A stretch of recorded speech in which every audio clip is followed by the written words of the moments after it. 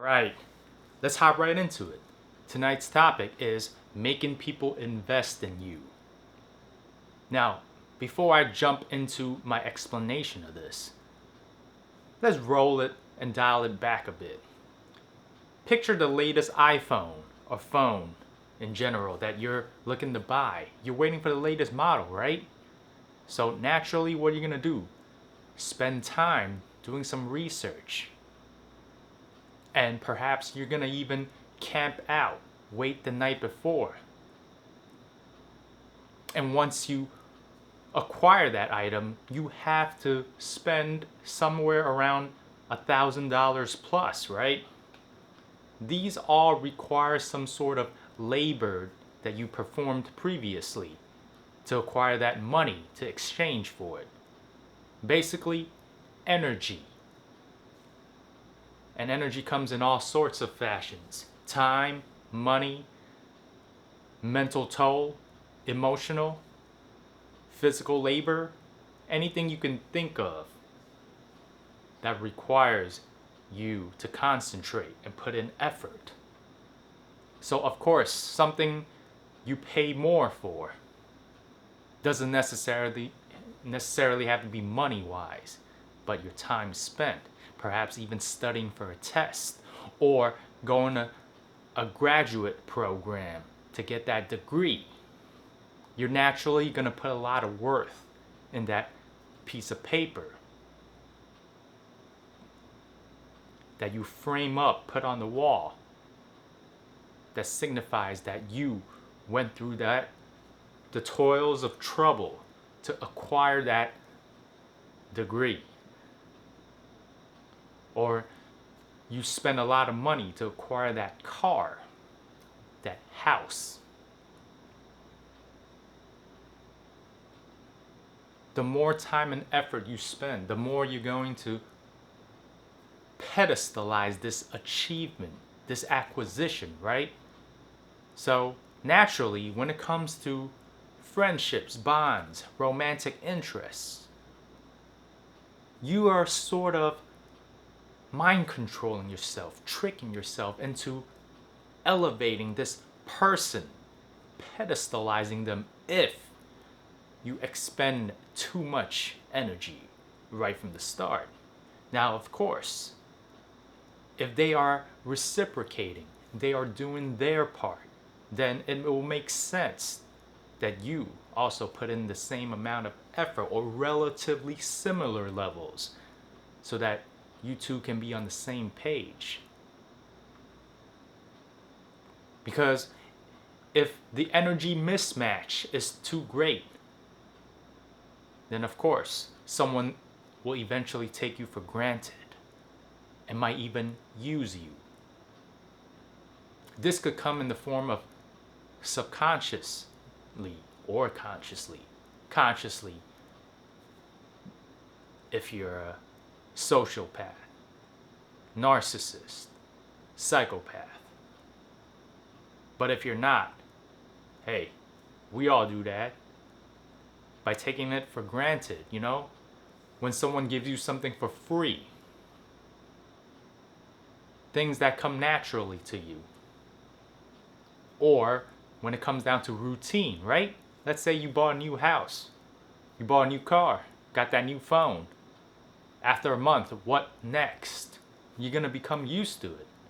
You're taking it for granted. Just like your income. You get paid twice a month. Now, if you don't lose your job, you're going to take that income for granted. You're going to go, oh yeah, I'm getting paid this amount. I see it coming in for the foreseeable future. So likewise, if you treat somebody at a certain level, they will come to expect that. So if right from the jump, you set that expectation lofty, let's say you're wining and dining a date. You're taking them to 3-star rated Michelin restaurants. You're treating them to A5 Wagyu steak all the time. Helicopter rides, boat rides, anything that's going to break your bank. Well, if the well dries up, what next? You're going to tell them, okay, show's over. And they're going to go, huh? What happened? This wasn't what I signed up for. And that was a story one of my dates told me. This guy was doing everything in his by his means, beyond his means, to wine and dine her. But after he locked her down, as in asked her to be his girlfriend, asked her to move in with him, then he broke down and said, look, I wasted enough money. I can't do this anymore. And she's like, huh? And you already know. I forgot the exact timeline, but within a month, she left. So what am I trying to say with all this? As a first person perspective, when you invest in someone that heavily, you're going to treasure them, right? So, you got to flip it around. How do you make a friend value you? How do you make a date want to see you and value you? See potential or value in you. You get them to invest in you. And in this day and age, people don't really know the brevity of time. So getting them out on dates or hangouts is not enough, because a lot of people don't know what to do with their spare time. They like to waste their time. So you can't really factor that into it unless they're willing to travel for an hour or two to see you. But then again, they don't know your worth. So some people are just gonna go, what? Hell no, I ain't going an hour or 2 hours just to see this guy. But let's just say you two manage to meet up somewhere in the middle. You gotta task them, allow them to do the stuff for you. See, here was the mistake I made during my early stages of dating. I mean, as a man, of course, I would cover the bill when it came down to having dinner or getting a cup of coffee for both of us. Whatever it may be, I offer to pay for it. Sometimes I even go, yeah, I got this. They say thank you. But here's where I messed up. Sometimes after the dinner that I covered, they want to go for dessert. They want to get a bubble tea. They ask me if I want something, and sure, I'm too full. Or I'm trying to maintain my physique, keep my abs. No thanks. But here's where I go wrong. You see, if you flip it around, if someone refuses your offer to, like, let's say go grab dinner, grab a bite, how are you going to feel about it? You'd be like, huh? But this place is really good. I want to treat you because I value you. And don't you want to pay for it as a sign of going, yeah, I can take care of you? Well, the other way rings true.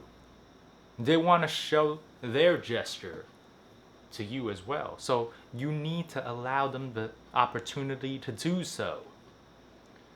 So even if you don't want that item, just pick something low calories, like for me, for example.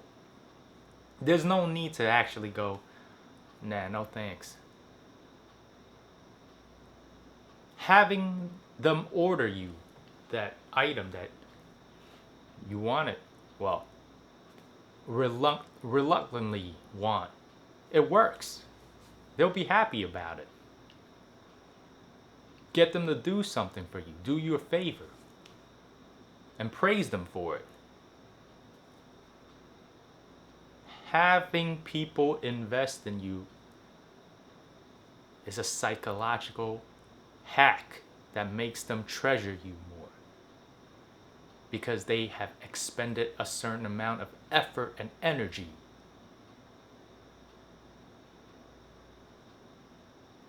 Time, money.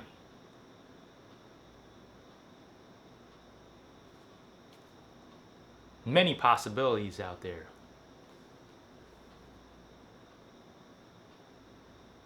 Telling them not to do anything, or rather staying quiet or refusing them, is doing them a disservice. Doing yourself a disservice. When you don't need anything from them, guess what they become? They become useless.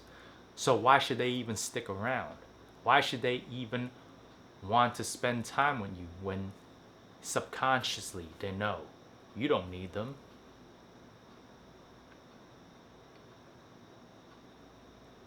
It works both ways.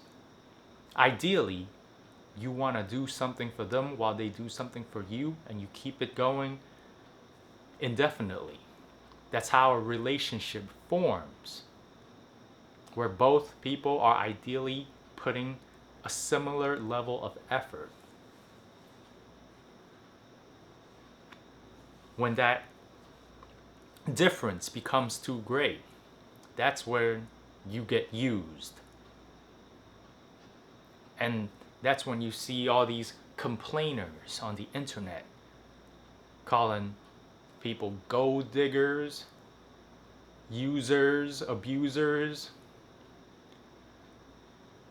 Well, that's because you didn't get them to do stuff. So really, think about it. Think about all your friendships, all the people that you are currently dating, people that you're in a relationship with. Are they the ones in a position that you like? Is it the type of relationship that you're currently enjoying, or is there a rift? Is this something you don't like that's bothering you? Are you giving out too much? And if you are, maybe it's time to cut bait and move. Or maybe it's time to hit them up and tell them to do something for you. Do me a favor, please. Can you do this? Can you do that? Next time if you get them out, get them to do stuff for you. And if they don't comply, well, you reevaluate. Then there's your answer.